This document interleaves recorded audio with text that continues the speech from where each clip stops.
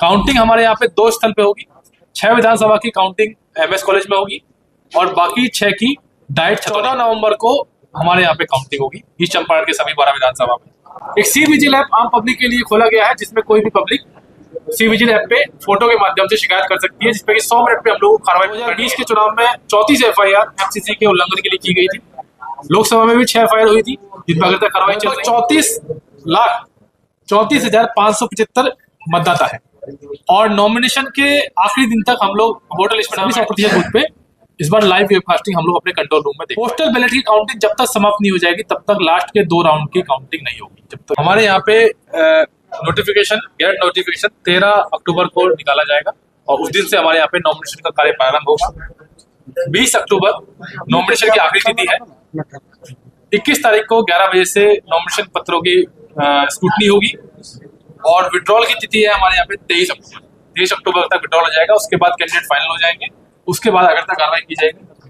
पोल की डेट है हमारे यहाँ पे 11 नवंबर को हमारे यहाँ पोल होंगे। सुबह 7 बजे से लेकर शाम को 6 बजे तक पोलिंग होगी और 14 नवंबर को हमारे यहाँ पे काउंटिंग होगी ईस्ट चंपारण के सभी 12 विधानसभा में। काउंटिंग हमारे यहाँ पे 2 स्थल पे होगी। 6 विधानसभा की काउंटिंग MS कॉलेज में होगी और बाकी 6 की डाइट छतौनी में होगी। ये इस बार बदलाव किया गया है। डिस्पैच पोलिंग पार्टी का हमारे यहाँ पे 10 लोकेशन से हो रहा है, जहाँ पे वो सभी लोग अपने अपने बूथ पे जाएंगे। बूथ की कुल संख्या ईस्ट चंपारण के अंदर 4095 है। सबसे बड़ा विधानसभा हमारे यहाँ पे पिपरा है और ये जो 4095 बूथ है उनकी लोकेशन हमारे यहाँ पे 1901 है, जिन पे की हमारी फोर्स रहेगी, जिन पे की हमारे फोर्स डेपुटेशन रहेगी, पोलिंग पार्टी जाएगी। उन बूथ पे सभी बूथ 1901 लोकेशन पे रहेंगे। इस बार एक विशेष बदलाव किया गया है कि सभी 100% बूथ पे इस बार लाइव वेबकास्टिंग हम लोग अपने कंट्रोल रूम में देख पाएंगे। तो सभी जगह वेबकास्टिंग है। 100% बूथ पे वेबकास्टिंग की जाएगी। 100% व्हीकल्स पे GPS लगा होगा, जो भी हमारे पोलिंग पार्टी के लिए यूज हो रहे हैं। इसके अलावा काउंटिंग में भी कुछ बदलाव किया गया है। पोस्टल बैलेट की काउंटिंग जब तक समाप्त नहीं हो जाएगी तब तक लास्ट के 2 राउंड की काउंटिंग नहीं होगी। जब तक लास्ट के EVM के 2 राउंड तभी काउंट होंगे जब तक कि पोस्टल बैलेट की काउंटिंग समाप्त नहीं हो जाती है। पोस्टल बैलेट की काउंटिंग EVM की काउंटिंग से आधा घंटा पहले प्रारंभ होती है। 8 बजे प्रारंभ होगी, 8:30 बजे से EVM की काउंटिंग प्रारंभ होगी। इसके अलावा एक फॉर्म 17 चीज होता है, जिसमें कि कितने वोट डाले गए हैं बूथ पे उसकी जानकारी होती है। उसमें और EVM के डेटा में अगर जरा सा भी अंतर आता है तो हम लोग उस EVM को साइड में रख देंगे और उसके लिए लास्ट में एक अलग से राउंड क्रिएट होगा, जिसमें उस बूथ का वीवीपैट काउंट किया जाएगा। तो ये नया बदलाव इस बार किया गया है कि अगर फॉर्म 17C यानी मतपत्रों का लेखा जो होता है, हमारा वोट कितने गिरे उसका लेखा है, उसमें और EVM के वोट में अगर गलती से लिपि के भूल से एक वोट की भी गलती होती है तो उस EVM की काउंटिंग अलग से हम लोग लास्ट में वीवीपैट के माध्यम से करेंगे और उसको फिर कुल वोट में डाला जाएगा। ये इस बार विशेष सुधार किया गया है। इसके अलावा हमारे यहाँ पे वर्तमान में जो इलेक्टर्स हैं उसकी संख्या मैं आपके सामने रख रहा हूँ। हमारे यहाँ पे